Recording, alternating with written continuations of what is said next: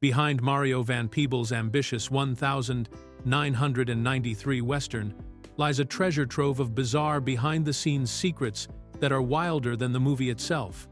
From hip-hop legends constantly wandering off to craft services to historical costume blunders that would make time travelers cringe, this star-studded revisionist Western packed more off-camera chaos than its explosive on-screen showdowns. Get ready to discover the strangest trivia about Hollywood's boldest attempt to rewrite Western history. Fact 1. Tone locks craft services addiction.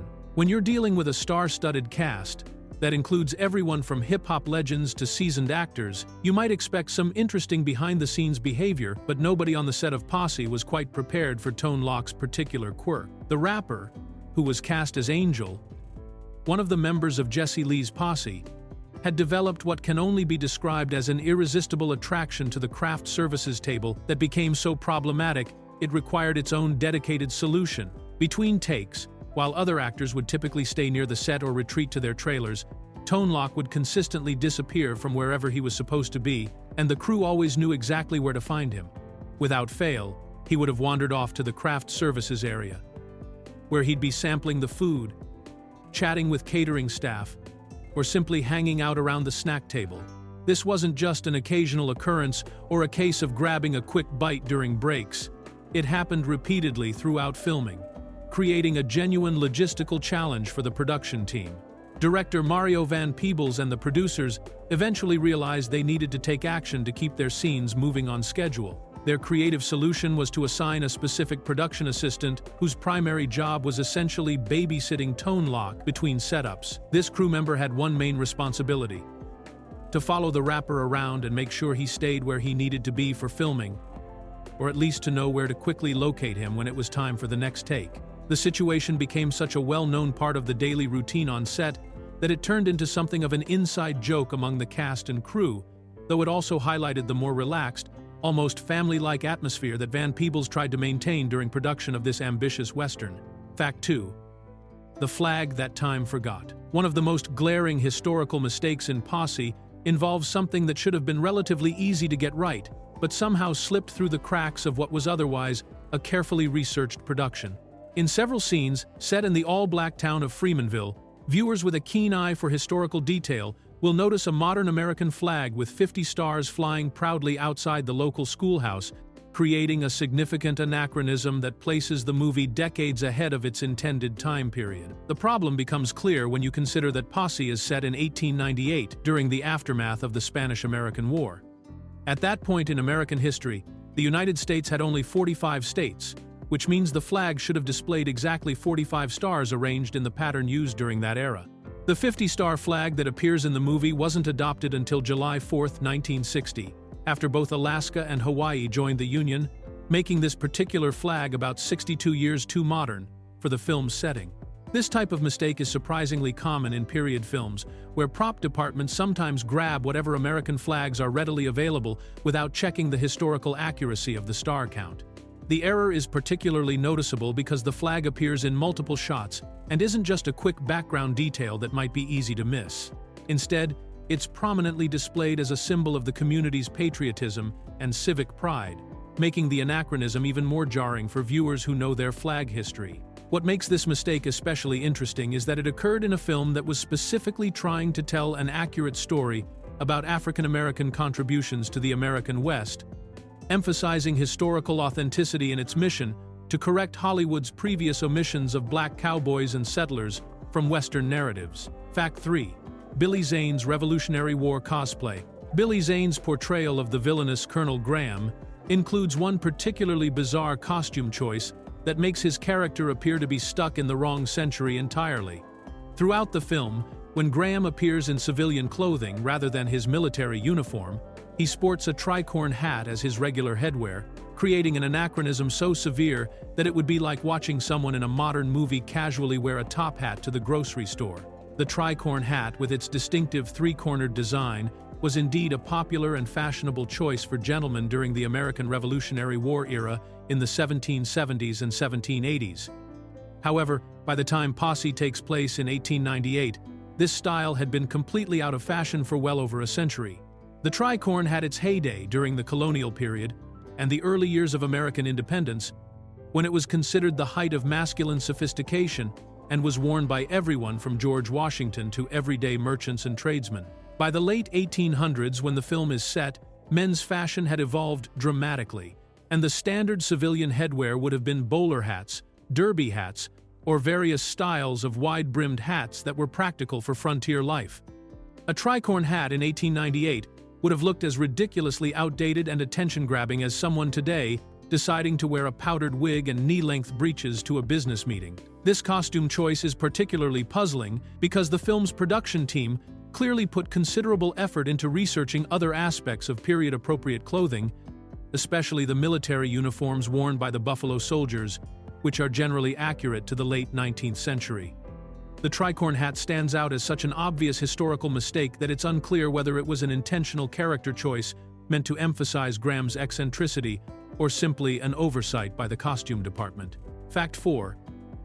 Gramercy Pictures' maiden voyage. Posse holds the unique distinction of being the very first film ever released by Gramercy Pictures, making it the inaugural project that launched what would become one of Hollywood's most tumultuous distribution companies.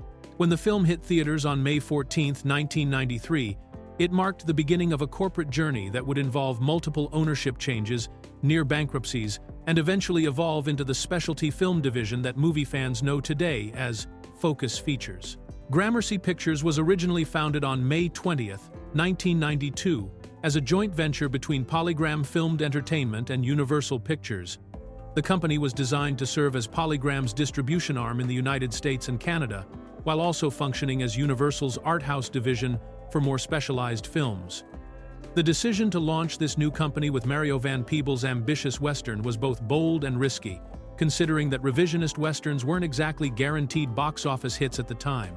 The company's early years were marked by both notable successes and significant struggles. While Gramercy would go on to distribute acclaimed films like Four Weddings and a Funeral, Fargo, and The Big Lebowski, the company faced constant financial pressures and ownership changes. In 1996, Polygram bought out Universal's 50% stake, and then in 1998, Seagram acquired Polygram, which meant Universal regained control of Gramercy. The situation became even more complicated in 1999 when Barry Diller merged Gramercy with October Films and Interscope Communications to create USA Films. This new entity was then merged with Universal Focus in 2002 to form Focus Features, which continues to operate today as a respected distributor of independent and specialty films, making Posse an unexpected cornerstone in this complex corporate evolution. Fact 5. Melvin's musical comeback mystery. When Melvin Van Peebles contributed the song Cruel Jim Crow to his son Mario's Western, it marked the end of one of the most puzzling creative silences in entertainment history. The legendary filmmaker and musician had not recorded any new music for exactly 20 years, dating back to his 1974 album, What the ... You mean I can't sing ? Making his participation in Posse's soundtrack all the more significant and mysterious. Melvin Van Peebles was already well established as a groundbreaking artist who had successfully crossed multiple creative boundaries throughout his career. During the early 1970s, he had recorded several albums that blended spoken word, social commentary, and musical experimentation in ways that many consider precursors to modern hip-hop. His musical work included albums like Brer Soul, Ain't Supposed to Die a Natural Death, and As Serious as a Heart Attack, all of which showcased his unique style of combining storytelling with music to address social and political issues. After his 1974 release, however, Van Peebles completely stepped away from recording music, focusing instead on his film career, theater work, and other creative projects. During interviews, he explained that he had made a conscious decision not to record another album until I could do it correctly, suggesting that he was waiting for the right artistic moment or the proper creative circumstances to return to music. His contribution to Posse represented not just a family collaboration between father and son, but also the breaking of a self-imposed artistic exile that had lasted 2 full decades. The song Cruel Jim Crow dealt with themes that were central to both the film's message and Melvin's own artistic legacy, addressing racial injustice and historical oppression through his distinctive musical approach that combined traditional songwriting with his signature spoken word style. Fact 6. Golden Bullets of Demon Slaying. One of the most unusual and mystical elements in Posse involves Jesse Lee's decision to have special ammunition crafted from the stolen Spanish gold that his posse acquired during their escape from Cuba. This isn't just a case of using valuable metal for bullets because it's available, but rather stems from a specific supernatural belief system that the film incorporates into its revenge storyline in a surprisingly serious way. During the posse's journey through New Orleans, the character Father Time, played by rapper Big Daddy Kane, explains to his companions the reasoning behind Jesse's unusual ammunition choice. According to the voodoo practitioners and spiritual advisors they encounter in the city, gold possesses unique properties that make it the only effective material for killing demons. Father Time shares this local wisdom with the group, establishing the mystical foundation for what might otherwise seem like an extravagant waste of precious metal. Of course, Jesse Lee isn't actually hunting supernatural creatures or literal demons from another realm. Instead, the demons he's trying to destroy are the men responsible for lynching his father, King David, years earlier. These individuals represent the symbolic demons of his past, the embodiment of racial hatred and injustice that have haunted him and driven his quest for revenge throughout the entire film. The golden bullets serve both a practical and symbolic purpose in the story, representing Jesse's commitment to using something pure and valuable to eliminate the evil that destroyed his family. When he eventually uses one of these specially crafted golden bullets to kill the ammunition maker, who turns out to be one of his father's murderers, it demonstrates how the mystical advice from New Orleans has guided his mission of justice. The concept adds a supernatural layer to what is otherwise a straightforward Western revenge plot. Fact 7. Woody Strode's farewell Western cameo. The closing credits of Posse include one of the most touching and cinematically sophisticated tributes in Western film history, featuring clips of Woody Strode from Sergio Leone's classic 1968 film Once Upon a Time in the West. This wasn't just a random collection of movie clips thrown together for nostalgic effect, but rather a carefully chosen homage that created multiple layers of meaning within what was already intended as a tribute to forgotten black cowboys. Woody Strode was 79 years old when he appeared in Posse as the elderly narrator who bookends the film, telling the story of Jesse Lee and his companions to modern-day reporters. Throughout Hollywood's golden age and beyond, Strode had been one of the very few African-American actors to appear regularly in Western films, making him a living link between the era when black cowboys were systematically excluded from Hollywood Westerns and Mario Van Peebles' attempt to correct that historical oversight. Strode's role in Leone's Once Upon a Time in the West had been particularly significant because it represented one of the rare instances where a black actor appeared in a major spaghetti western, even though his screen time was limited to the film's opening sequence. By including clips from that earlier film during Posse's end credits, Van Peebles was creating a direct connection between his own revisionist western and the broader history of the genre, while simultaneously honoring Strode's pioneering contributions to Western cinema. The decision to include these clips also served as a way of placing Posse within the context of Western film tradition, suggesting that Van Peebles saw his work as part of an ongoing conversation about representation and storytelling in the genre, rather than simply as a standalone project that existed separate from the films that came before it. Fact 8.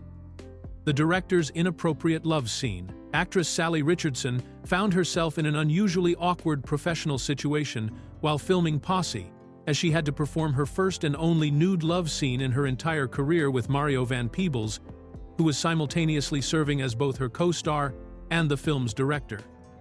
This dual role created a complex dynamic that most actors never have to navigate, since intimate scenes are typically challenging enough without adding the additional layer of having your scene partner also be the person calling action and cut.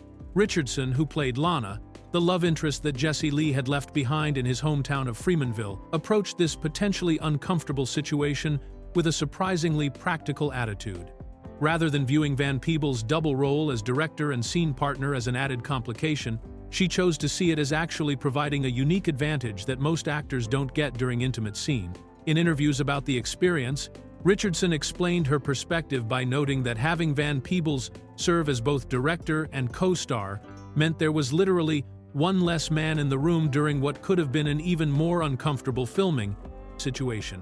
Instead of having to deal with a separate male director watching and directing her performance during the nude scene, she only had to work with Van Peebles in his dual capacity, which simplified the interpersonal dynamics on set. This love scene would prove to be significant, not just for the unusual circumstances of its filming, but also because Richardson made the decision that it would be her only nude scene throughout her entire acting career. The choice to film this intimate moment under Van Peebles' direction, despite the potential awkwardness of the situation, demonstrated her commitment to the role and her professional approach to handling challenging scenes. Fact 9. Stephen Baldwin's brutally realistic death. Stephen Baldwin's death scene in Posse stands out as one of the most viscerally disturbing moments in the entire film, featuring a level of realistic violence that continues to shock audiences even decades after the movie's release. Baldwin's character, Jimmy Little J. Teeters, meets his end in a brutal beating that was filmed and choreographed with an uncomfortably authentic attention to detail that makes it difficult to watch. The scene occurs when Sheriff Bates and his deputies launch a nighttime attack on the town of Freemanville, searching for Jesse Lee and terrorizing the residents to get information about his whereabouts. During this assault, one of the deputies begins viciously beating Wheezy, an elderly member of the community, in an attempt to force him to reveal Jesse's location. Little J, who has been the only white member of the posse throughout the film, cannot stand by and watch this brutal interrogation continue. Despite being heavily outnumbered and knowing that intervening will likely cost him his life, Little J jumps into the fight to defend Wheezy from the savage beating. This act of moral courage immediately puts him at the mercy of multiple attackers, and what follows is a prolonged sequence where Baldwin's character is kicked and beaten to death by the group of deputies in a manner that feels disturbingly realistic, rather than stylized like many movie fight scenes. The scene was choreographed and filmed in a way that emphasized the helplessness of Baldwin's character once he becomes outnumbered, and the relentless nature of the attack creates an uncomfortable viewing experience that many critics and audiences have noted as being particularly effective at conveying the genuine horror of racially motivated violence. Baldwin's performance during this sequence, combined with the realistic staging of the violence, creates a moment that serves as one of the film's most powerful statements about the costs of standing up against injustice. Fact 10. The Mo-Tee-Sa tribe joke. One of the most cleverly disguised racist moments in Posse involves Colonel Graham's seemingly educational commentary about Native American tribes, which turns out to be an elaborate and cruel wordplay joke at the expense of his black servant. Billy Zane's villainous character delivers what appears to be legitimate ethnographic information, but the entire exchange is actually designed as a humiliating prank that reveals both his creativity and cruelty and his deep-seated racism. The scene unfolds when Colonel Graham encounters his servant Wheezy and decides to demonstrate what he presents as his knowledge of Native American culture. Graham solemnly informs Jesse that Wheezy is supposedly the last surviving member of something called the Mo-Tee-Sa tribe, pronouncing the name with the kind of academic authority that someone might use when discussing genuine historical facts about indigenous peoples. To prove his point and showcase this supposed tribal heritage, Graham picks up a coffee cup and holds it toward Wheezy, who responds by lifting a coffee pot and asking, "More tea, sir?" Graham then pretends not to hear clearly and asks Wheezy to repeat himself, which leads to Wheezy saying, "More tea, sir?" once again. At this point, Graham acts as if he's demonstrating the tribal name pronunciation, when in reality, he's been setting up an elaborate joke that turns his servant's polite offer of refreshment into a fake Native American tribal identity. The entire exchange is designed to humiliate Wheezy by making him unknowingly participate in a racist joke that mocks both his subservient position and Native American culture simultaneously. Graham's ability to deliver this cruel prank while maintaining an air of scholarly authority demonstrates the character's particular brand of educated racism and his enjoyment of psychological cruelty that goes beyond simple physical violence. Fact 11. Cineplex Odeon's controversial ban. Despite receiving generally positive reviews and generating significant interest from moviegoers, Posse found itself at the center of a controversial screening ban that highlighted ongoing tensions about race and violence in Hollywood during the early 1990s. The Cineplex Odeon theater chain made the decision to refuse screenings of the film at their Universal City location, citing concerns about potential violence that might occur during showings, a decision that immediately drew criticism and raised questions about discriminatory practices in film exhibition. The theater chain's official justification for the ban centered around their claim that they were worried about audience violence, pointing to a previous incident that had occurred during screenings of Boys and the Hood at the same location. According to Cineplex Odeon representatives, a shooting had taken place at their theater during that film's release, and they argued that they needed to take precautionary measures to prevent similar incidents from happening with other films that might attract similar audiences or deal with similar themes. Mario Van Peebles responded to this ban with sharp criticism, arguing that the theater chain's decision represented a broader pattern of discrimination against black filmmakers and black-centered films within the Hollywood system. Van Peebles disputed the restriction publicly, characterizing it not as a legitimate safety concern, but as part of what he saw as widespread efforts to silence or marginalize black voices in cinema, particularly when those voices were telling stories that challenged conventional narratives about American history and race relations. The controversy surrounding the ban brought additional attention to ongoing discussions about how movie theaters handled films with predominantly black casts or themes, and whether safety concerns were being applied fairly across different types of movies, or if they were being used as justifications for discriminatory practices that specifically targeted black cinema and black audiences. Fact 12. The hip-hop Western soundtrack secret. One of the most unusual musical experiments connected to Posse involved Tone Loc creating an entirely original song called Posse Love, specifically for the film's soundtrack, representing one of the earliest attempts to blend hip-hop music with traditional Western themes in a way that hadn't really been tried before in Hollywood. This musical crossover was particularly significant because it came at a time when rap music was still relatively new to movie soundtracks, and Western films were generally associated with much more traditional musical approaches. Tone Loc, who was already well established as a successful rapper with hits like Wild Thing and Funky Cold Medina, took on the challenge of creating music that would fit both his own artistic style and the specific atmosphere that Mario Van Peebles was trying to create with his revisionist Western. The task required him to find a way to incorporate rap rhythms and hip-hop sensibilities with lyrics and themes that would complement the film's story about black cowboys in the late 1800s. The song represented part of Van Peebles' broader vision for updating the Western genre and making it relevant to contemporary audiences, particularly young African-American viewers who might not traditionally be drawn to cowboy movies. By including hip-hop elements in the soundtrack, the film was attempting to bridge the gap between historical storytelling and modern musical culture in a way that emphasized the connections between past and present struggles for equality and justice. This musical experiment was emblematic of the film's overall approach to genre mixing, as Posse consistently tried to combine traditional Western elements with contemporary sensibilities, modern filmmaking techniques, and cultural references that would resonate with 1990s audiences. The inclusion of Posse Love on the soundtrack demonstrated how the production team was willing to take creative risks in order to create something that felt both historically grounded and culturally current. Fact 13. The time paradox ending problem. The ending of Posse creates one of the most puzzling logical inconsistencies in Western film history, involving a photograph that should not and could not exist based on the events that unfold throughout the movie. During the final scene, when the elderly narrator played by Woody Strode is being interviewed by modern-day reporters about the black cowboys of the Old West, he produces a photograph that shows the entire cast of characters together, despite the fact that many of these individuals died at different points in the story before they ever had the opportunity to gather for such a group portrait. The problem becomes apparent when you consider the chronology of deaths that occur throughout the film's narrative. Several major characters, including Stephen Baldwin's Little J and other members of the Posse, are killed during various confrontations and battles that happen well before the story reaches its conclusion. Additionally, some characters join the group at different times during their journey, meaning that the full ensemble was never actually assembled simultaneously at any point when a photographer would have been available to capture their image. This creates what can only be described as a time paradox or logical impossibility within the film's own internal consistency.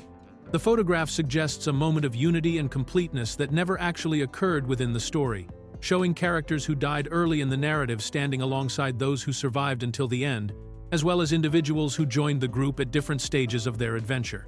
The presence of this impossible photograph has become a source of confusion and amusement for viewers who notice the inconsistency, with some fans speculating about whether it was an intentional artistic choice meant to represent the spiritual unity of the characters, or simply an oversight by the filmmakers, who wanted to create a powerful visual moment without fully considering the logical implications of what they were showing on screen. Fact 14. Mario's shirtless obsession. Multiple film critics and reviewers noticed a peculiar pattern in Mario Van Peebles' directorial choices that seemed to prioritize showcasing his own physique over serving the story's narrative needs. Throughout Posse, Van Peebles appears without a shirt in what many observers considered to be an unusually high number of scenes, many of which didn't seem to require or justify his character being undressed, based on the plot circumstances or environmental conditions. These shirtless appearances weren't limited to logical moments like bathing scenes, medical treatment, or intimate encounters where removing clothing would make dramatic sense. Instead, Van Peebles as Jesse Lee can be seen bare-chested during various outdoor scenes, action sequences, and dramatic moments where other characters remain fully clothed, creating a visual inconsistency that drew attention away from the film's historical and social themes. Critics at the time noted this pattern as evidence of what they perceived as vanity-driven directing decisions, suggesting that Van Peebles was using his dual role as both director and lead actor to create opportunities to display his physical conditioning, rather than focusing purely on what would best serve the story he was trying to tell.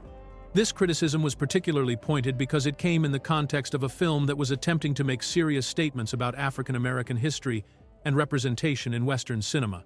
The frequency of these scenes became noticeable enough that reviewers specifically mentioned it in their critiques of the film, with some suggesting that Van Peebles' apparent preoccupation with showcasing his own appearance was symptomatic of broader issues with the film's focus and priorities. The pattern contributed to criticism that the movie was more concerned with style and visual impact than with developing its characters or maintaining narrative coherence, ultimately detracting from the important historical story that Van Peebles was attempting to bring to mainstream audiences. Fact 15. The Australian love scene censorship. When Posse was prepared for its international theatrical release, the film encountered significant censorship challenges in Australia that resulted in substantial editing of one of its most intimate sequences. The love scene between Mario Van Peebles and Sally Richardson, which had already been notable for being Richardson's only nude scene in her entire career, was heavily cut and modified specifically for Australian audiences in order to meet the requirements for receiving an M rating from the country's film classification board. The Australian film rating system during the early 1990s was quite strict about sexual content, and distributors often had to make difficult choices between accepting a more restrictive rating that would limit their potential audience or agreeing to edit their films to qualify for broader theatrical distribution. In the case of Posse, the decision was made to pursue the M rating, which would allow the film to reach a wider audience in Australian cinemas, but this choice came at the cost of significantly altering the intimate scene between the two lead characters. The editing process involved removing most of the explicit visual content from the love scene, cutting away the nudity and more intimate moments that had been included in the original American theatrical release. This censorship meant that Australian audiences experienced a substantially different version of this particular sequence, with the romantic relationship between Jesse Lee and Lana being portrayed in a much more restrained and less visually explicit manner. The Australian censorship of Posse reflects the broader challenges that filmmakers faced when trying to distribute movies with adult content across different international markets during this period, as varying cultural standards and rating systems often required multiple versions of the same film to be created for different regions, fundamentally changing the viewing experience depending on where audiences happen to see the movie.